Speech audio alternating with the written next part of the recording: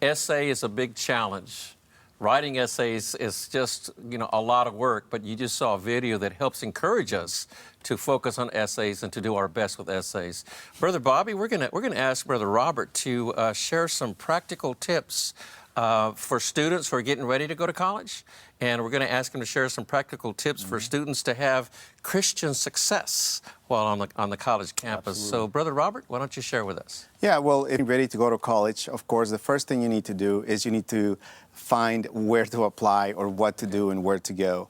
And I think that those are key, especially if you're going to be first-time college student. Yes. You need to find ways, and in your high school, talk to your counselors and be working on it.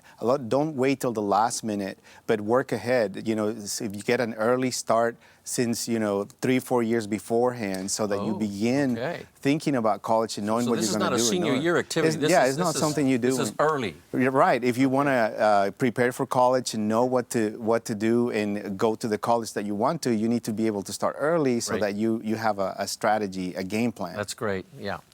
That's good. Yeah. So those are two for getting ready to go to college. Right. So now what about how to be a successful Christian student while on the college campus? What would you say to us? Well, the first thing I tell freshmen is this: don't date anyone just yet. Because I'm coming. You just changed the whole conversation. Right. Now, It's because that's so important, because a lot of the times when you arrive in college, you're alone, you're away from mom and dad. You can end up in a relationship that will not be fruitful and will derail you from college from the get-go. So that's what I tell freshman students sometimes when they ask me, hey, what advice can you give me? I said, right now, just focus on being in college and make sure you're connected with a good group of people.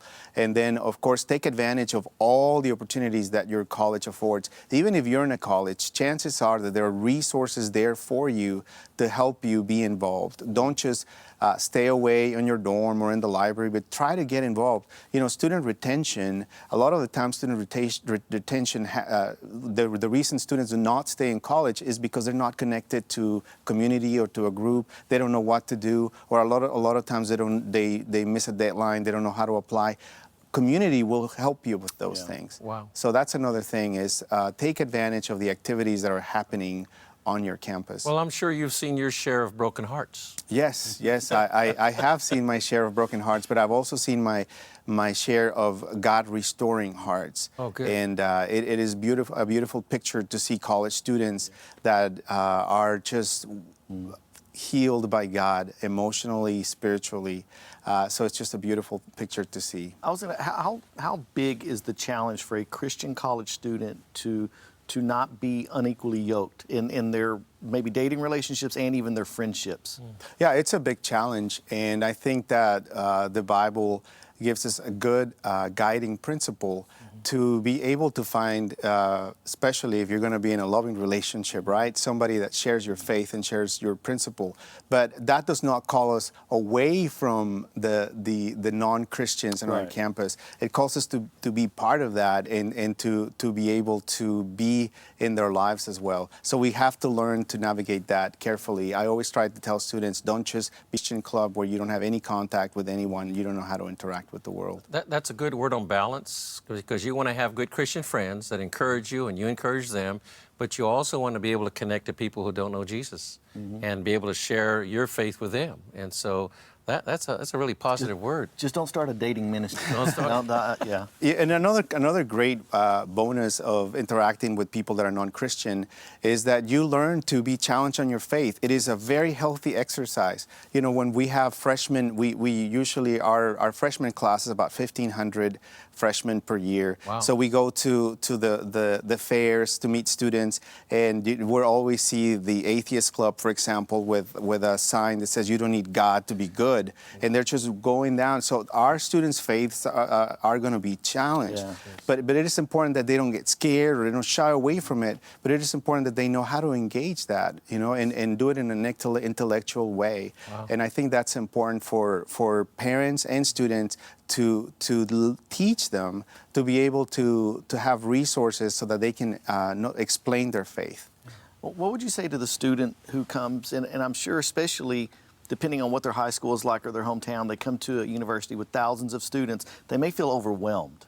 What would you say to that student to help them just not feel so overwhelmed? Yeah, it can be overwhelming. And I say from my experiences, when I was in college and then in grad school, the first thing, the most important thing I had to learn was that I have to contribute. Just because there are other people around me, that does not mean that I don't have a voice. So learning to discover who you are and have your voice and be able to express it, that's a beautiful thing. So I think what I would tell a student, an incoming freshman, is even though you see a lot of people around you, just know that you are there for a purpose and that you have a voice and you have something to say, and you need to learn to say it clearly and to stay true to what you say. Well, speaking of that, what is the verse that you might share with a student or a parent as they get ready to send somebody off to college?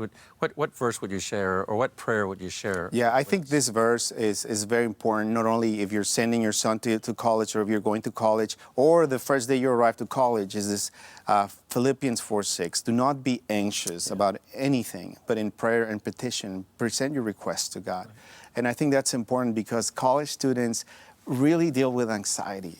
And they deal with depression, and it is so important that they know that they can pray about these things and they can find somebody to pray with them, and that it is important to know that they have a promise from God that the peace of God will be in their lives when they pray and they present everything to God. So that's an important word from God. Yeah, Brother Robert, you have offered us and everyone who's watching lots of hope.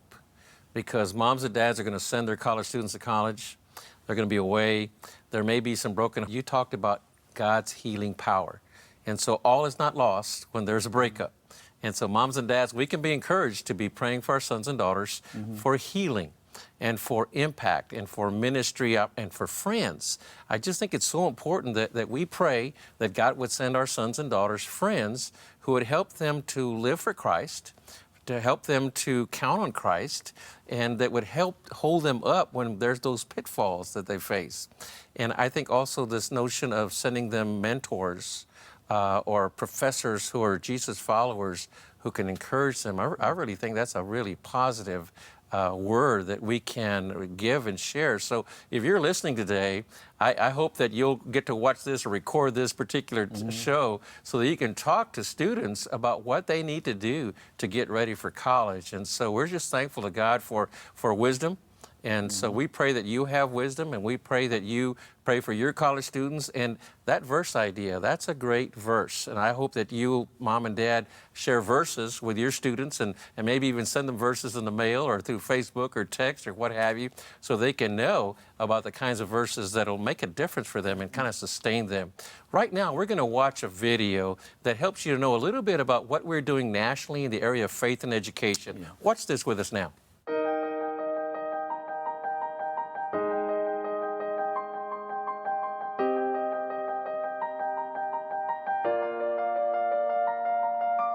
The biggest problem with our education system is that in different school districts, different states, the goalposts are in different locations. The kids are just not receiving the same quality of education that they do in certain districts.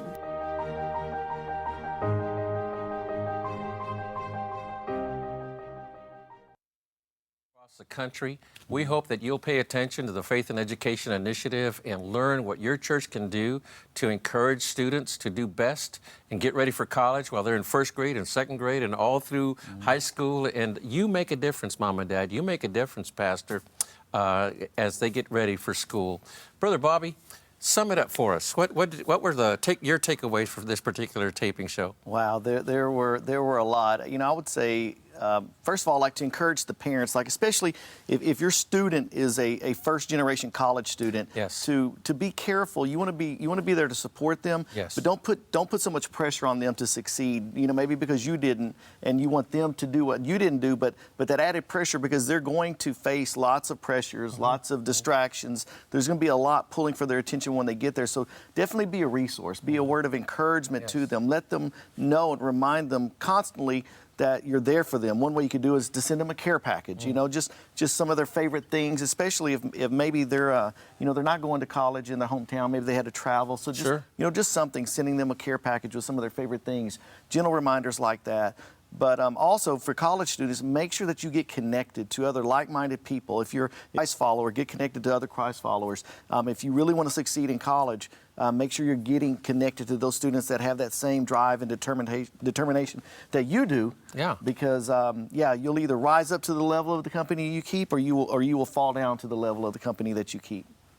Our goal for Raising the Standards show is to help you, mom, dad, student, pastor, to be ready to prepare your student to have a real successful experience academically. Thank you for watching. We'll see you next time. God bless you.